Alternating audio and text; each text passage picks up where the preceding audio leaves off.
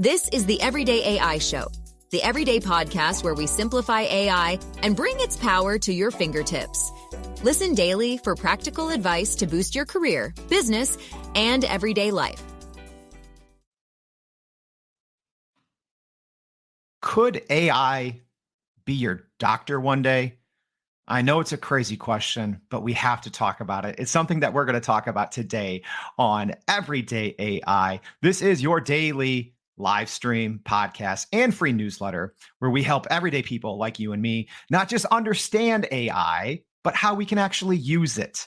So before we get into the role of AI in healthcare, and we have a great one, we actually have the author of the doctor who wrote the book on ChatGPT and Healthcare, literally. So before we get there, though, I want to run down some of the biggest things that are going on in the news world today. We do this every single day, weekdays, Monday through Friday. So if you are joining us live, please go ahead and drop a comment like this LinkedIn user that said, wow. So let's get to it. A couple big news pieces today. So first, a new CNBC story says that the AI boom that's happening right now is actually the fourth industrial revolution playing out. At least that's a quote from an executive from Wedbush Securities. So make sure to read more about that in the newsletter today. A couple other cool healthcare related stories. So one, Gleamer is a healthcare tech company. They just raised $30 million to bring more AI and radiology products and services to the market. Super exciting. Speaking of tools and software, you've probably seen or heard these AI detection tools. So we're going to be sharing in our newsletter today a link to a story that talks about how easy is it to fool these AI detection tools. That's from the New York Times. So make sure to check that out.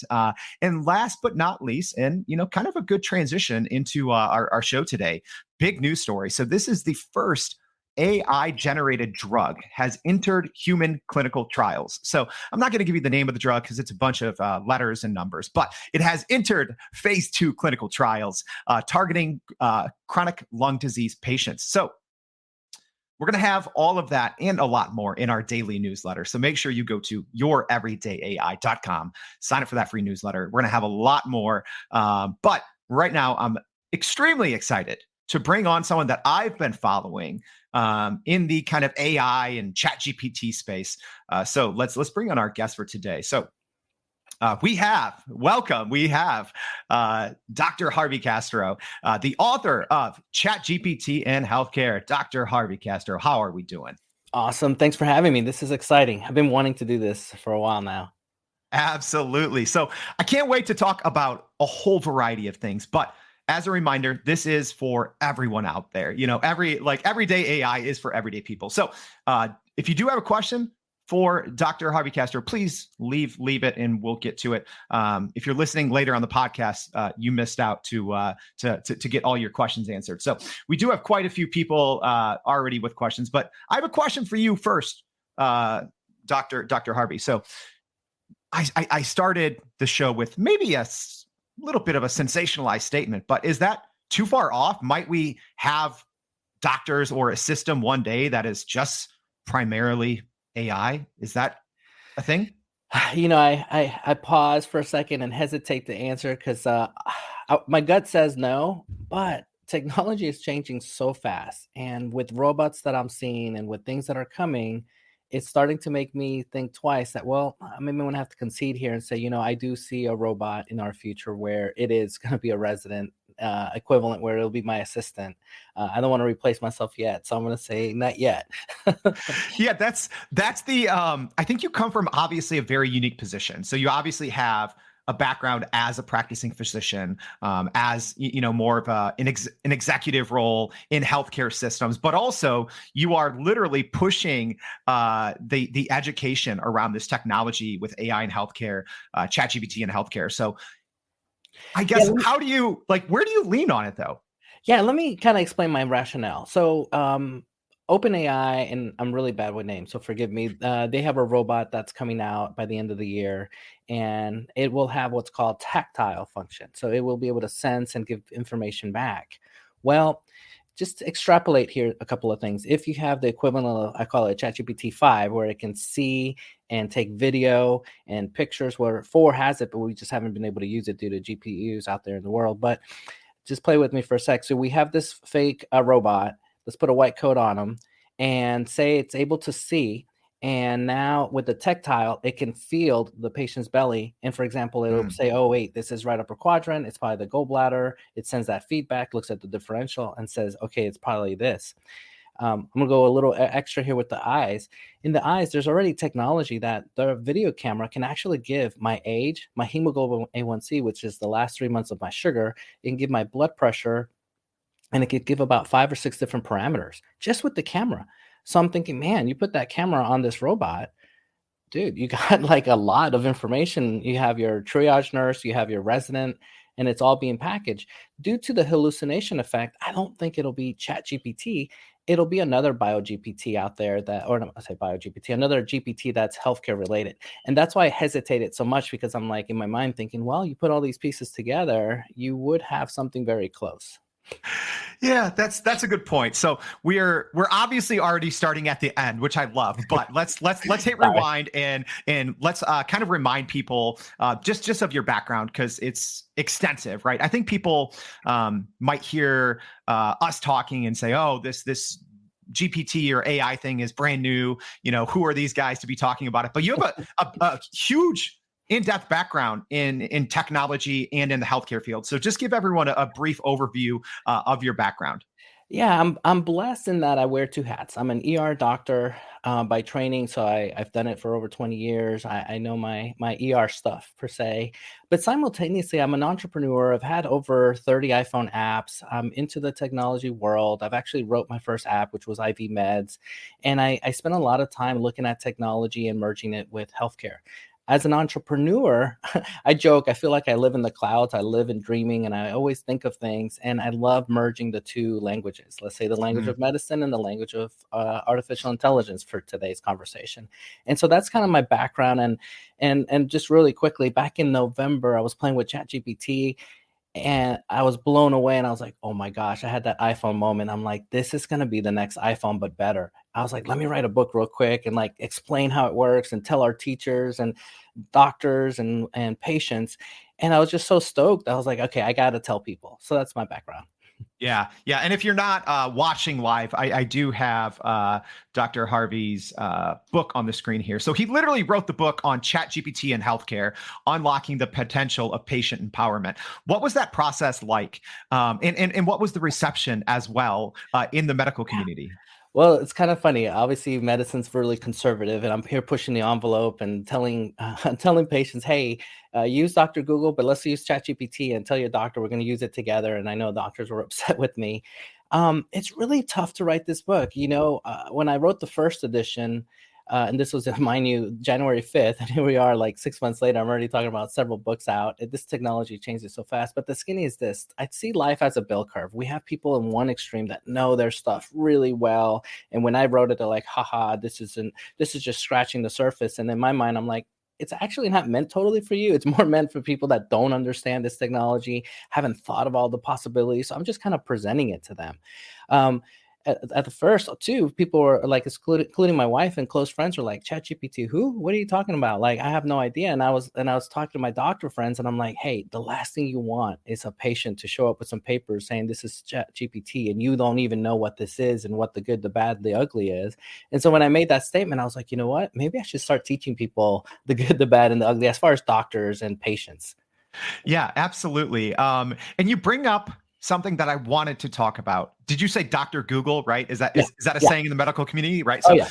I think when people talk about AI in healthcare, they think, oh no, absolutely not. You need to trust the doctor's knowledge. But at least when I go to see the doctor, so many times they're just Googling something, right? So I say like, what's the difference? So do you think that people like in the medical community, in the healthcare profession, are people for some reason biased against AI, or are they scared of it, even though it is kind of just a 10 times more powerful Google?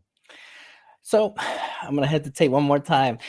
I think again, it's a bell curve. I think we have our newer generation doctors that are like, let's go with technology. I got it. Let's see it. But then we have our conservative older doctors that honestly, some of them can't type. And I'm not disrespecting them in any way. They just didn't grow up with the typewriter and typing. And so typing, they literally have two fingers going, or they ask for an assistant to type for them. And so we have two different populations. The key that I'm trying to teach my fellow doctors and patients is there's a balance.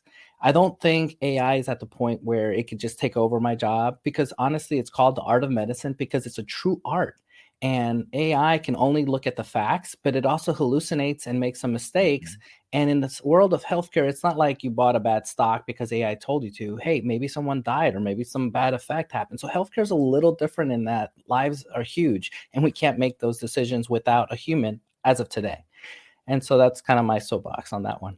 Yeah. So you ended it, and I'm gonna poke and prod a little here because I'm Yeah. interesting. Yeah. You ended it with a caveat of as of today. Right? Is that going to change, right? Do you see, as an example, in the future, kind of how the transportation industry, as an example, is switching over to everything more autonomous? Will it ever get like that in healthcare, where the majority of decisions are maybe made by AI, and then it's just more of a doctor or physician checking everything on the back end? Honestly, I think we're headed that way. Third hesitation here is the art of medicine is a true art.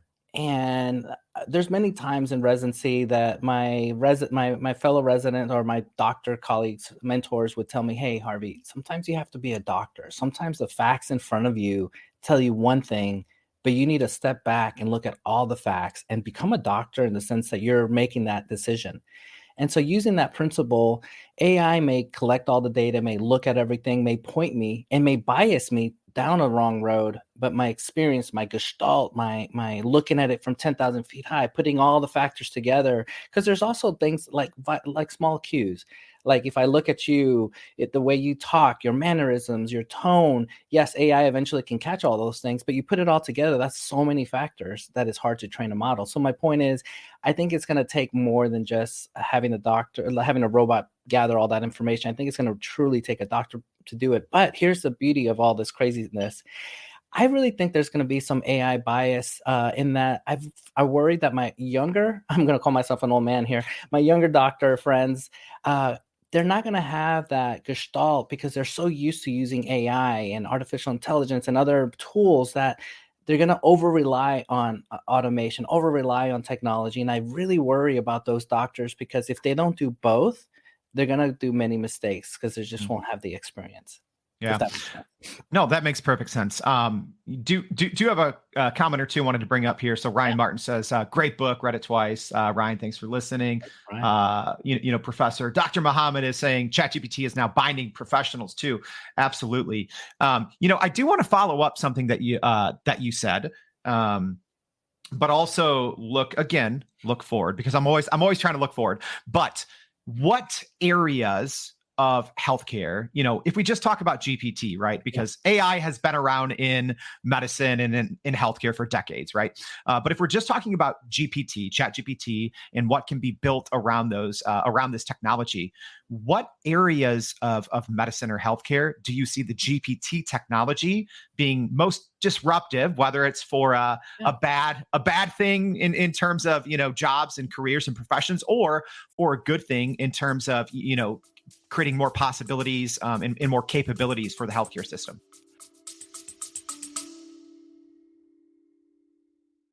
Are you still running in circles trying to figure out how to actually grow your business with AI?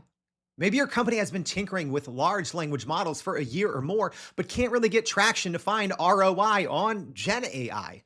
Hey, this is Jordan Wilson, host of this very podcast. Companies like Adobe, Microsoft, and NVIDIA have partnered with us because they trust our expertise in educating the masses around generative AI to get ahead. And some of the most innovative companies in the country hire us to help with their AI strategy and to train hundreds of their employees on how to use Gen AI. So whether you're looking for ChatGPT training for thousands or just need help building your front-end AI strategy, you can partner with us too. just like some of the biggest companies in the world do. Go to youreverydayai.com/partner to get in contact with our team, or you can just click on the partner section of our website. We'll help you stop running in those AI circles and help get your team ahead and build a straight path to ROI on Gen AI. I love your question because I could have answered it different had you worded it differently. So let me go with GPT since you stressed on the GPT technology. I think one of the biggest problems is actually communication. You can apply that to marriage, you can apply that to life, just communication. One of the biggest problems with doctors and pain points is not being able to speak their language, meaning as a doctor, you're taking all this medical jumbo stuff, but then to be a really good person to educate, you need to break it down to a 5-year-old. And if you can break it down to that level, then I think you know your stuff really well, but better you can converse with that person. So bringing it to ChatGPT, why not just let's change discharge instructions? Let's just take that one part. Let's just go into the discharge instructions and say, okay, I have a 50-year-old is way different how I talk to a male versus a female versus a 5-year-old. Not them being sexist, it's just that there's certain things in their healthcare that is a factor that you would talk to them differently. Taking it to another level, there's different cultures. I grew up in New York City, so I'm very sensitive to different cultures around the world. And I grew up with them. And I went to my friend's parents' house, and then we would eat and do customs. And I remember doing mistakes in their house and be like, no, we don't do that in our culture. I was like, oh, wow, I didn't know. And so my point is, why not use the power of a GPT to help me create those examples? So I'm talking to the patient, I'm being respectful of their culture, I'm being mindful of how, but let me give it to you real quick, another quick example of how that would apply. I usually talk about this example, but the skinny is this. I have a 5-year-old pediatric asthma, first time, kid's scared. I help them out, give the parents the discharge instructions. That's how it's done today. This one hospital did the following. They took the discharge instructions, put it into GPT and say, hey, I'm talking to a 5-year-old, convert this into a coloring book. Then they took a Dolly equivalent. They made the pictures. They put it all together and said, here, son, here's a discharge instruction, but it's a coloring book. Now that child can go through with the parents, with the doctor, or the nurse, whoever, but it can actually look at it and be like, oh, this is why I need to take my meds. Oh, this is why I need to check my blood, blah, blah, blah. I mean, it really takes it to another level. And then you can go over and over. And I'm like, that is the future of healthcare. And I feel that that's the way it's going to go, at least for that one example. Wow. That example really hits home for me because I had my first asthma attack as a 5-year-old. Oh. So, I don't remember a lot, but I remember being scared and confused. And I can only imagine how much better I would have felt or how much more comforted if my discharge instructions were a coloring book, teaching me about how to treat this. So even with that, a great follow-up, and we have some great questions. I'm going to get to them. So thank you guys for your patience. But on that, I think one of the knocks is on GPT or AI is that it's not empathetic. Yeah. And you just gave a great example of how you can use this technology to create empathy. And everyone thinks it's just like, no, it's robotic. It's not empathetic. And then obviously there's the very famous study now about ChatGPT versus doctors in terms of bedside manner. And ChatGPT was actually rated higher in terms of empathy. So how do you see the GPT technology improving empathy, or might it not? No, I definitely think it will. Let me give you an example. I already think it'd be great use for medical students and doctors in hospitals that, at one point I had over 50 doctors that were under me that I had to manage. And I realized at one point, I'm not going to be disrespectful, but I felt like I was a high school principal telling doctors, I'm like, are you kidding? Why'd you do this or X or Y? And so my point is this, if I could use the power of a GPT to teach empathy, to create modules, to have them interact and make up fake cases where the GPT or the chat GPT will give them corrections on, this is how you do things. This is what you do. Because honestly, again, I know knock on some of my fellow colleagues, they're so smart and they're so into their one part of medicine that they forget some of them have really bad bedside manners. And I think if AI could put it together with a human and teach.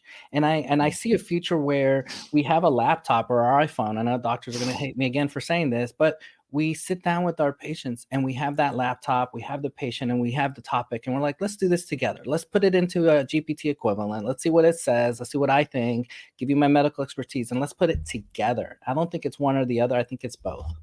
Yeah. Actually, now's a great time for this question from Yadi. Yadi, thank you for the question. Because this perfectly plays into what we were just talking about. So she's asking, how is HIPAA impacted if and when users input their medical data into the shared ChatGPT servers? That's a great question, because I think that's one of the biggest hesitations, I think, with GPT in general, not just in healthcare, is privacy and security concerns. So how do you handle that one? Yeah. So great questions. Probably one of the top 10 questions. And here in the United States, it's HIPAA, and outside, I'm really bad with Europe's privacy laws, but it's equivalent. They have it. So it's everywhere is what I'm getting at. And so how to do this is as follows, in my opinion. Number one, I would never put any personal information into ChatGPT. I would keep it very generic. Make sure you're not using your address, things like that. Obviously, ChatGPT has your IP address. So in theory, they already know who you are. But for privacy area, they've added in their settings a way that you're not training the model. So go into your settings, especially if you're paying for ChatGPT 4, and go in there and just take off that you're not training the model. That would be one way. Second, again, I'm going to reinforce, do not put your information in there. Just put other stuff. And how doctors are getting around it is they're putting the nuts and bolts of the information of the patient, of what you're just coming in with. So diabetic, or in your case, pediatric asthma, but they're not saying you're a 5-year-old. If they do say you're a 5-year-old, they're not saying your name and your social and other identifiers. So that'd be one way. Yeah. Great question, Yadi. Fantastic response, obviously, Dr. Harvey. But I have a question, because, we mentioned the security piece, or the security concerns, data, all of that with ChatGPT. How long do you think until a lot of big healthcare companies figure it out, or maybe they have, I don't know, about just having their own large language models, so they can tap into the power of GPT, but keep everything private, and then also train it, on their own, region or their own policies? I guess, why haven't we seen that yet? Or is that just the next big innovation in terms of healthcare, so you can tap into it, but still keep everything private and secure? Yeah.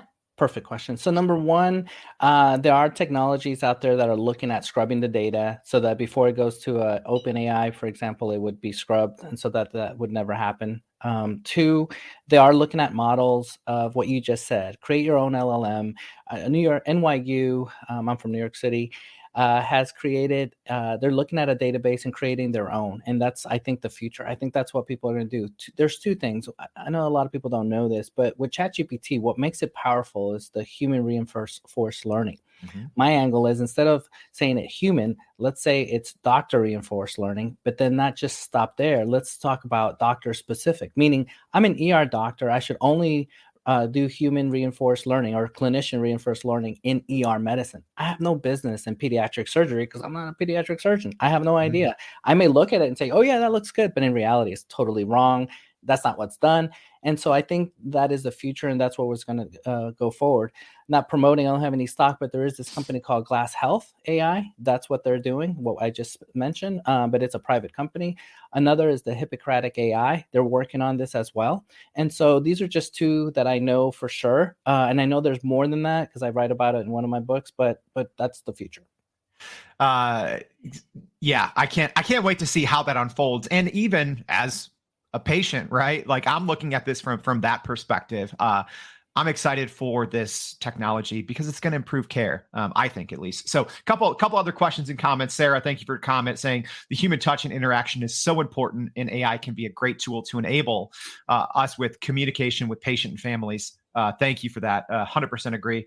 Ryan has a question here. So, following up on the Midjourney coloring books, never thought of it for pediatric cases, saying it's brilliant. I agree. But a question for you: do you see a drastic change in medical education with AI? Because I know you've talked about this before, how hard it is for physicians and how much they have to relearn on an ongoing basis. How will ChatGPT or AI in general help with education?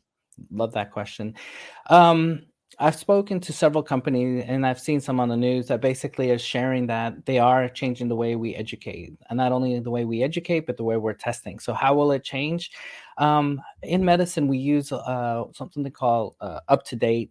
And obviously the goal is to stay up to date, because technically textbooks take forever to print. So it's online and they can change it. But what's funny is that up to date is technically not up to date. And so what they're doing is they're using the power of a GPT equivalent. Let's just call it Auto GPT. where it's going out to the internet or going out to medical references and it's telling it go into PubMed or whatnot, and then plug that into up to date. And that is what the company I've heard is starting to do.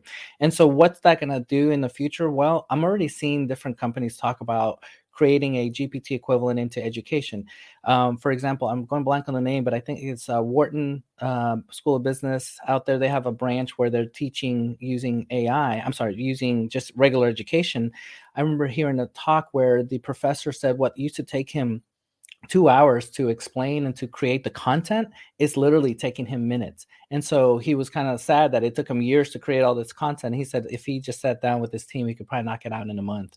And so that's just the power of education. So my point is, medical school will change as well as all the other schools, law school and all the other undergrads. Yeah. Change. I think change is the name of the game here. Even if you look at when ChatGPT first came out in November of this year to where we are now, things have changed drastically because of the GPT technology and other companies being able to tap into it and kind of build their own models off of it. So as a reminder, if you are tuning in live, please leave a question for Dr. Harvey. But I do have a question because there's a whole area of your background that we haven't even tapped into, and I would be remiss if I didn't ask some of these questions. So we even opened up the show with one of the news pieces talking about just how much money is going into AI, startups or, established health tech companies. You have a background as an investor and an entrepreneur. How do you see just outside money combining with AI in the medical field? Could it be too much all at once? Or do you think it's a good thing to see that innovation happening with this new AI and GPT technology? Yeah, that's a tough one. And let me explain why. And I'm going to go in my soapbox here for a sec, so excuse me for doing it. Elon Musk invested into OpenAI because he wanted to keep it open. He wanted to keep this information away from someone called Microsoft or just a big corporation. And so the goal is, if you think about it, if you have OpenAI or you have some kind of GPT equivalent, untouched with private money or public money now, then the goal is you could do whatever you want because you're focused on the goal. Once you have an external factor, and I love Microsoft, for them to come in and put money, now they have to answer to shareholders. And I know OpenAI is not owned by Microsoft, but 49% of it is. And so it changes it. So how does that affect my statement in medicine? Well, it makes it a catch-22 because now there's going to be that pressure, external pressure saying, hey, we need to produce money. Now we got to do X, Y, and Z. Whereas if you're just doing it of the kindness of your heart, you're like, hey, let's create a better healthcare. There is not that external factor. You can do more. So that's one issue. With that said, it's a necessary evil. We need the money to create. Now, here's the opposite side of that. If you fund it so well that the company doesn't do the judiciary duty by using that money well, and they waste so much money that when it goes out to the consumer now, it costs so much money for the hospital and everybody else, you kind of defeated the purpose. Now it's actually increasing healthcare costs to use this tool. Yeah. Speaking of costs, I think one thing that can be offset, obviously, is using AI and GPT in the medical field. So Monica's question here, a great one. So how will AI impact the medical industry in areas such as procedures and surgeries, lab work, and robotics? Oh my gosh, this is awesome. So, one of the favorite sayings in med school was see one, do one, teach one. And so applying that to a procedure, I've already seen this amazing surgical AI. And again, don't ask me for names because I'm horrible at names. But the skinny is I either put on some VR glasses or a monitor. But the skinny is I'm in the surgical field doing the procedure. But the AI is identifying the human body part. It's telling me cut here, this angle, giving me little dots. I'm able to cut and it's walking me through. Other things with AI, it's just that virtual AI. Another soapbox, basketball, they say if you can just sit in bed and just pretend you're throwing the ball, you'll actually do better at free throws than just throwing it. I mean, that's just another way of practicing. Taking it to the medical field, if you can see and visualize your patient, say you have a digital twin and you're able to do the procedure and you're adding AI, now you're able to navigate and see what you're able to do. And then you're actually cutting and you're practicing the procedure. as a resident, I hate it when they were like, okay, Harvey, did you see how we did that? Here you go. And I'm like, crap, I'm having to do this procedure. How nice would it be to have AI walk me through? I'm not plugging in this company I'm consulting for, but it's called, I'm not going to give you the name, but it's basically AI and ultrasound.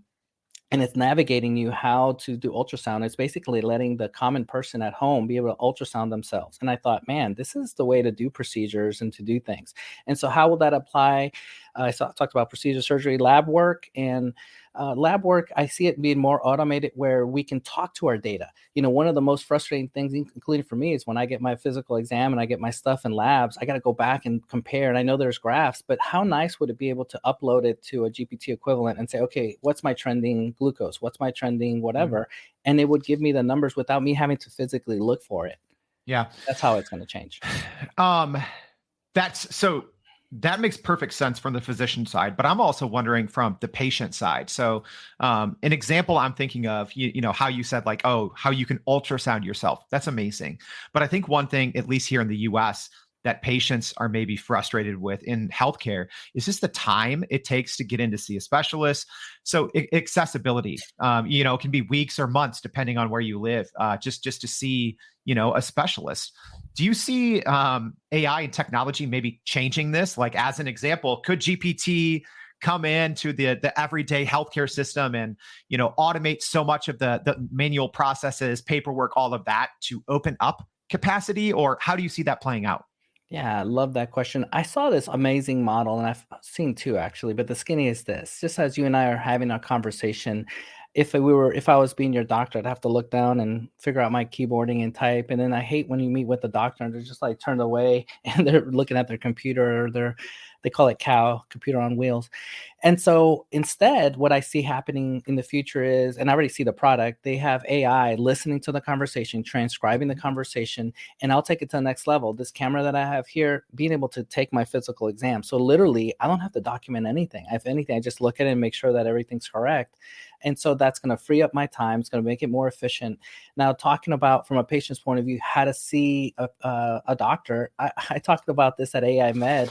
I see a future where I wake up in the middle of the night, I'm having symptoms, and I'm having a conversation with the GPT equivalent backed by a doctor and just kind of going through it. And then all of a sudden telemedicine pops up and says, okay, I'm your doctor. I'm here at the ER that's close to your house. What's going on? And then I'm like, you know what? I need you to see me. So come. But then play with me here for a sec. I have my ambulance, my virtual ambulance come get you. So it's like a Tesla equivalent. It self-drives. It comes as you're in the ambulance. That camera I talked about early in the show is giving my vitals. It's giving me information. And me in real time, I'm seeing it on the other end. I'm like, oh, wait, this person needs an aspirin now. So then it's printing an aspirin. And then you take the aspirin. And then by the time you come in, I already know you. I've already seen you. I've been seeing the feed. I have all this data. I already have, like I mentioned, that hemoglobin A1C. I already have your sugar. I already know a lot of things that are going on. So I think this is the future. And I hate saying future because I see a lot of these products today. And I think that's going to come sooner than we think. So speaking of the future, and if you do have a question for Dr. Harvey, ask it now, because otherwise I'm going to end on this one. So speaking of the future, sometimes I put people in the hot seat. I'm gonna try it again here. So the same way, let's take an easy example. Media, the way that we consume media has changed so much. It used to be just, you'd go rent a movie from Blockbuster and read a newspaper, right? Now it's streaming directly to the phone and, push notifications for what you want, what you need.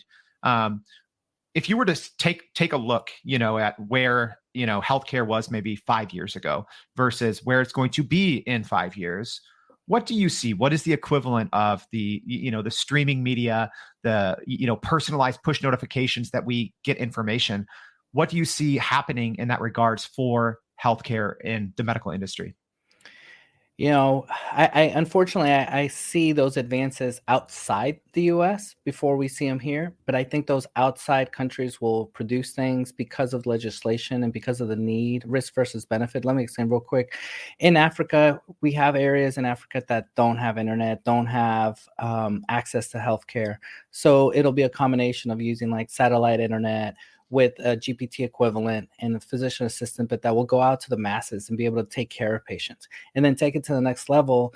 There'll be places where the government will subsidize a GPT equivalent on your phone, and it'll be your healthcare, and they'll allow it because they'll say, you know what, risk versus benefits, either this or nothing, and we need our population to be able to catch things.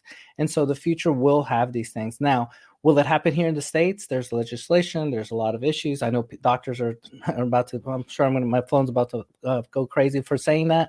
But I think it's going to take a while here in the U.S.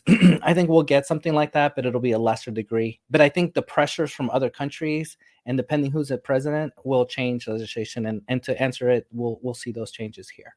It's going to be exciting, but regardless, you have, I think, a great, like, if you're listening to this, watching this, you have a great resource because, not to plug Dr. Harvey too much, but, he has literally written the book on ChatGPT and Healthcare. He's putting out great information. So whether you are concerned what this is going to look like from a patient point of view, or if you are a physician listening in, make sure to check out Dr. Harvey Castro. In our newsletter, we're going to be linking to all of his different resources. We didn't even get into it. You have a full podcast that is produced by GPT and AI voices. It's amazing, but I don't want to take up your entire day because we could talk about this for forever. So Dr. Harvey Castro, thank you so much for joining the Everyday AI Show. Thanks for having me, guys. All right. And just as a quick reminder, go to youreverydayai.com if you want more information. If you weren't able to keep up with everything we talked about, don't worry, we got you. We're going to have all that in our free daily newsletter. Also, make sure to subscribe to the podcast on Apple, Spotify, whatever people listen to podcasts on. So we hope that you'll join us tomorrow on Everyday AI. Thank you. And that's a wrap for today's edition of Everyday AI. Thanks for joining us. If you enjoyed this episode, please subscribe and leave us a rating. It helps keep us going. For a little more AI magic, visit youreverydayai.com and sign up to our daily newsletter so you don't get left behind. Go break some barriers, and we'll see you next time.